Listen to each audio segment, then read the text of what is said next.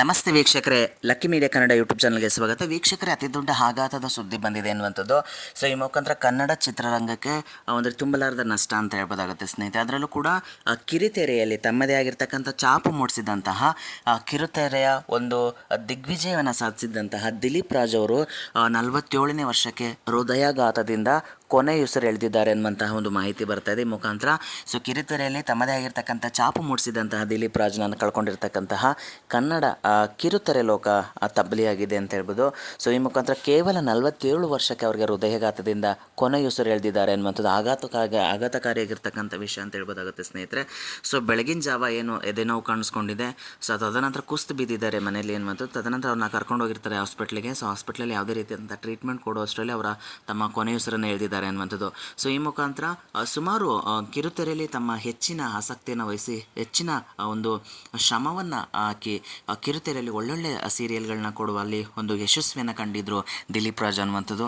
ಪಾರು ಅನ್ನುವಂತಹ ಸೀರಿಯಲನ್ನು ಯಶಸ್ವಿಯಾಗಿ, ನಾನಿನ್ನ ಬಿಡಲಾರೆ ಅನ್ನುವಂತಹ ಸೀರಿಯಲನ್ನು ಕೂಡ ಯಶಸ್ವಿಯಾಗಿ ಮುನ್ನಡೆಸಿದ್ರು ಅನ್ನುವಂಥದ್ದು. ಅದರ ಜೊತೆಗೆ ಹಿಟ್ಲರ್ ಕಲ್ಯಾಣ ಅನ್ನುವಂತಹ ಒಂದು ಏನು ಕಿರುತೆರೆ ಇತಿಹಾಸದಲ್ಲಿ ಅತಿ ದೊಡ್ಡ TRPಯನ್ನು ಗೈನ್ ಮಾಡ್ಕೊಂಡಿತ್ತು ಈ ಒಂದು ಸೀರಿಯಲ್ ಅನ್ನುವಂಥದ್ದು. ಹೀಗೆ ಸಾಲು ಸೀರಿಯಲ್ಗಳನ್ನು ಕೊಡುತ್ತಿದ್ದಂತಹ ದಿಲೀಪ್ ರಾಜ್ ಅವರು 47ನೇ ವರ್ಷಕ್ಕೆ ತಮ್ಮ ಒಂದು ಇಹಲೋಕದ ಯಾತ್ರೆಯನ್ನು ಮುಗಿಸಿದ್ದಾರೆ ಅನ್ನುವಂಥದ್ದು. ಅತಿ ದುಃಖಕರ ಅನಿಸುತ್ತಾ ಹೋಗುತ್ತೆ ಸ್ನೇಹಿತರೆ. ಸೊ 47ನೇ ವರ್ಷಕ್ಕೆ ಅವರು ಹಾರ್ಟ್ ಅಟ್ಯಾಕ್ ಆಗಿ ತೀರ್ಕೊಳ್ತಾ ಇದ್ದಾರೆ ಅನ್ನುವಂಥದ್ದು.